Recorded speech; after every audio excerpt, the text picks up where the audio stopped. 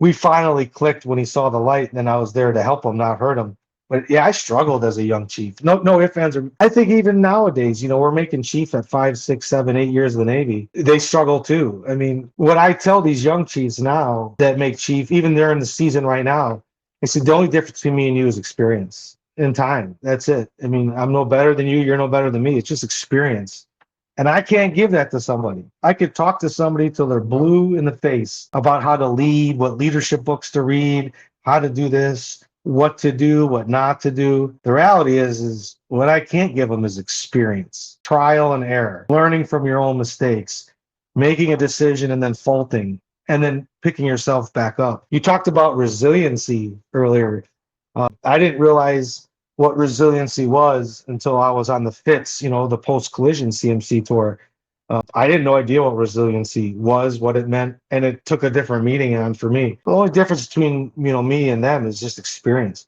But I struggled as a young chief, at 26 years old. To be perfectly honest with you, I get it, why man. don't I think anybody would have at that age? You know what I mean? 100%, man. I think that adding on to what you just said, besides wisdom, you can't give them the ability to be consistent, and you can't give them the ability to have the work ethic, right?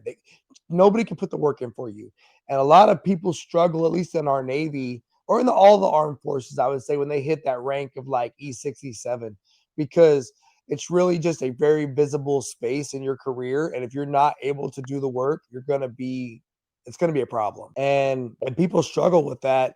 And what I've found is that if they can be consistent and be willing to put the work in every day, they'll probably be okay. Oh, and humble enough to ask for help, right? And humble enough to know they don't know everything and not be afraid of being looked down upon.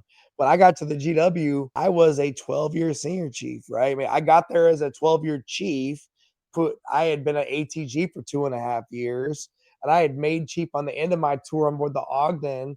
And so I get there and I'm a senior chief. And I remember Marty King was my CMC on the GW at the time, right? And I'm still trying to get Marty on here. Like I would love to have Marty on here. I'd get Dave Singer too. That'd be a good one too. But Marty, he's like, Skittle, you just made senior chief and you got another 3 years on board this aircraft carrier. Gosh dang it! And I was like, what the hell? And he was so annoyed. He made me throw out my CMC PQS and do a whole another PQS again because he's like, no, I don't accept that. Do it all over again, right? And because he understood that I was going to go through some things, that seasoning, that you were going to need that time. And I was going to be dealing with a bunch of other senior chiefs and mass chiefs that had like 20 years in the Navy already. Oh yeah, yeah. And getting comfortable in your own skin. Because you know what? Even though I was insecure and uncomfortable, I would still lock in and go head up against anybody because my guys deserve that, right? And for my people, I was willing to throw down. And that was what it was all about. And that's probably what HT1 saw about you. It was like, okay, I got it. You're in the Navy longer than me, but do you have a seat at the table during lunch? No. Okay, I do, bro. So what do we need to know so I can go in there and advocate for us to win, right? And when he recognizes that part, you're going to be okay, right? But I've had people that were first classes. When I was at the GW, almost every one of my first classes had more time in the Navy than me, Oh yeah, right? yeah. And, I'm 12 years in senior chief. They're all 15, 16, 17-year first classes. Sorry, bro. You're all taller than me too. I don't care. Like, I don't care.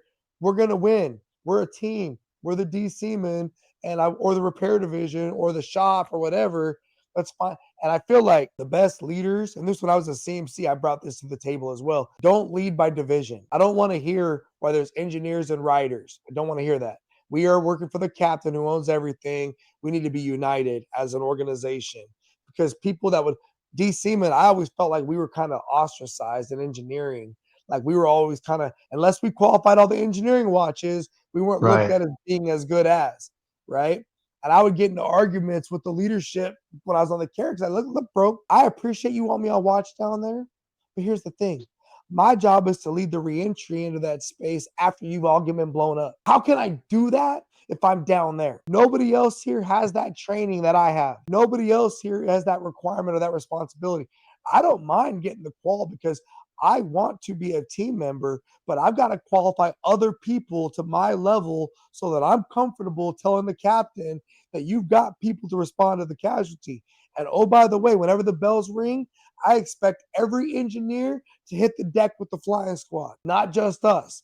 If we're not doing that, then we got problems, bro. Yeah. I think it's ship specific too, right? So you speak of a carrier, which is a different animal and beast in itself. You know, for me, I was on the Gary, and to your point, our division was a side thing, right? I mean, the GSMs, the GSEs, the Engineman, that was the bread and butter of that ship, specifically the Engineman because it was a diesel ship, right? So, you know, it's very interesting. You know, we had gas turbine generators, but we also had backup diesel engines. So, you know, I got EOut qualified on the Gary, and it wasn't, to your point, until I got EOut qualified that our division kind of, you know, got its, you know, light out there. And I always wonder and think back, why was it because I got an EOut letter that our division started getting the limelight or street cred? And then the DCA got EOut qualified. And then it turns out me and him were 6 on, 6 off. And so then I became the department LCPO.